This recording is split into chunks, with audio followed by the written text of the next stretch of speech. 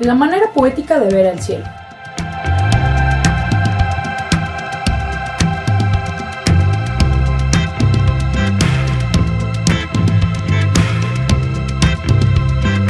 La astrología.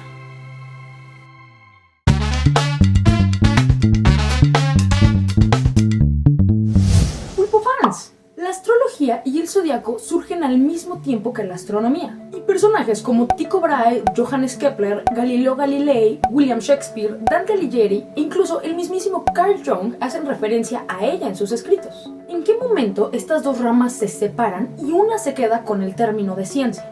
¿Cuántas constelaciones hay y cuáles pertenecen al zodiaco? ¿Cómo es que se construye este círculo zodiacal? Como sociedad moderna, la astrología tiene millones de seguidores en todo el mundo, pero también muchos haters que toman la palabra ciencia para justificar su rechazo a la astrología. ¿Qué tan válido es hacer esto? La palabra astrología viene del griego astrón, que significa estrella, y logía, que significa estudio, mientras que astronomía viene del griego nomos, que significa leyes. Los primeros registros de la astrología datan de hace 25.000 años en pinturas rupestres donde seguían los ciclos lunares para predecir el clima, poder medir los astros y aprender de ellos. De hecho, este seguimiento a la luna se sigue dando actualmente con la luna de cosecha, como vimos en el video de la luna. En muchas partes del mundo se crearon distintos tipos de astrología. En este video trataremos la astrología que nos encontramos en las redes sociales, periódicos y la televisión, la astrología occidental, también conocido como el zodiaco tropical. Los estudios formales de esta astrología surgen en Babilonia unos 2000 años antes de Cristo. En Mesopotamia se empieza a practicar la astrología, lo que da paso al Jyotisha, que es el primer libro hindú de astrología, astronomía, que data del 1400 a.C. y Jyotisha significa ciencia de la luz. El seguimiento de los astros se llevaba haciendo desde la era de bronce. Así, con todos estos estudios, en el siglo V a.C., los babilonios crean un círculo con 12 constelaciones. Cada constelación, aparentemente igual, pertenecerá a un mes en específico, creándose el primer sistema de coordenadas celestiales, también conocido como zodiaco. Por supuesto, los griegos tenían que meter su cucharota y agregan los estudios de los astros que llevan haciendo durante 1500 años, la astronomía babilónica y la egipcia. Se toma el zodíaco generado por Babilonia, las divisiones del zodíaco y la matemática de los egipcios, y el sistema de dioses planetarios de los griegos, aunado con su idea de que todo está formado de los 4 elementos. Con todo esto se genera en Alejandría el primer horóscopo astrológico, donde horóscopo viene del griego horóscopo, tal que hora significa tiempo y escopos observador. El horóscopo lo que hace es proyectar la posición aparente de ciertos cuerpos celestes respecto a un cierto sujeto en un determinado tiempo. Como cuando estamos viendo un partido de fútbol y tenemos que esperar a que el VAR nos diga qué está pasando porque unos vemos falta y otros no. Es decir, dependiendo de dónde observes y en qué momento, será lo que puedas proyectar. Regresando a antes de Cristo, todo lo que hemos visto iba estrechamente relacionado al estudio de los movimientos celestes, es decir, la astronomía. Todos estos estudios astrológicos y astronómicos se utilizaban para predecir fenómenos naturales y otros sucesos en la vida cotidiana de los humanos. Y sigue así por los siglos, siendo una rama impartida en las escuelas a todo aquel que tuviera la oportunidad de aprender. Para el siglo XIV, la astrología se divide en natural, que hace el estudio de los fenómenos naturales, las mareas e incluso el movimiento de las plantas, y la astronomía judicial, que es estrictamente relacionado a las personas. En este mismo siglo, Nicolás Oresme argumenta que los enfoques de las predicciones de las guerras, plagas y fenómenos naturales están mal planteados, pero esto no implica que el campo de investigación esté mal. Isodoro de Sevilla, en el siglo XVII, es el primero en hacer la división de astronomía y astrología, argumentando que la astronomía describe el movimiento de los cielos y la astrología se divide en dos ramas, la que sigue los movimientos del Sol, la Luna y los planetas, y las que hacen predicciones que no tienen fundamentos teológicos. Para este tiempo se empieza a poner áspera la relación entre la astronomía y la astrología, pero para el Renacimiento se siguen impartiendo ambas de la misma manera.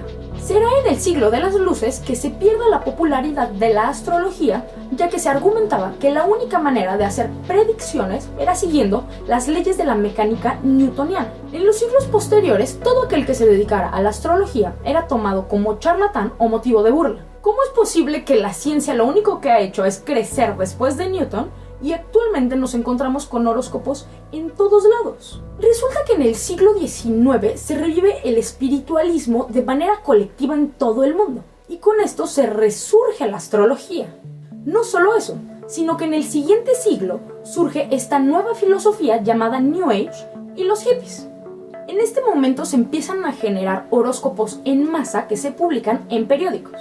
Y lo que hizo que no solo se volviera viral, sino que tuviera un poco de sostén científico, fue el hecho de que Carl Jung utilizaba la astrología en sus prácticas. A Carl Jung ya lo vimos en el video en el que hablamos de por qué a gente le gusta ver películas de terror. Es decir, estamos teniendo a un científico de la mente que está haciendo una revolución en la medicina. Por supuesto, si él utiliza la astrología, algo tendrá de cierto. Todo esto llevó al origen de la psicología astrológica. Actualmente, el uso más común del horóscopo es generar una carta astral a una cierta persona y con esto poderle leer el carácter e incluso su destino. Y todo lo que vemos actualmente de la astrología en internet surge por la psicología astrológica. No es la astrología de hace 4000 años trabajándose. La Unión Astronómica Internacional definió que hay solo 88 constelaciones oficiales. Una constelación es una porción de cielo y no un dibujito. Estas secciones de cielo ayudan a determinar los cambios de estaciones y estudiar los movimientos de los astros. De estas 88 constelaciones, los babilónicos tomaron 12. En el hemisferio sur, el zodiaco se mueve en sentido inverso, es decir, en sentido de las manecillas del reloj, y las constelaciones se mueven como si pusiéramos un espejo en el ecuador. Así, las constelaciones del zodiaco tropical en orden del hemisferio norte son Aries, Tauro, Géminis, Cáncer, Leo, Virgo, Libra, Escorpio, Sagitario, Capricornio, Acuario y Piscis, así formándose el círculo zodiacal. A cada signo se le asigna uno de los 4 elementos, iniciando con fuego, tierra, aire y agua. Todo inicia con Aries el 21 de marzo y termina con Piscis el 20 de marzo. En este círculo se colocará desde la perspectiva de un cierto sujeto en un cierto tiempo el lugar en donde están colocados el Sol, la Luna y los planetas. Esto está desde Babilonia. Y la Tierra no es una esfera perfecta y tampoco gira en círculos. Así, cada año se va agregando un pequeño error, lo que hace que el signo solar que actualmente tú tienes no es donde estaba el Sol al momento de tu nacimiento. Además, las constelaciones no tienen el mismo tamaño, por ende, el Sol no va a permanecer el mismo tiempo en cada lugar. El hecho de que la Tierra sea redonda hace que cada parte del planeta tenga un distinto uso horario. Así, la carta astral de alguien que nació en Japón el mismo día que yo será la misma, pero en el momento en el que él nació era el 29 de agosto, mientras que en México apenas era la noche del 28. Sumando el hecho de que los años no tienen 365 días exactamente y los años bisiestos van intercalándose, generamos un gran error respecto al zodiaco que tenemos actualmente. Pero, ¿cómo es posible que aún con toda esta suma de errores, el zodiaco sigue estando presente en nuestro día a día en muchísimos lugares? Y no solo eso, sino que sí puedes identificarte con tu carta astral. ¿Cuál es la historia de los signos del zodiaco y qué relación tienen con las personas respecto a qué posición tenían el Sol, la Luna y los planetas? Para averiguar esto, suscríbete a Pulpo Oculto y quédate al pendiente de Ciencia hasta en la sopa para ver el siguiente episodio del Zodiaco. Bye.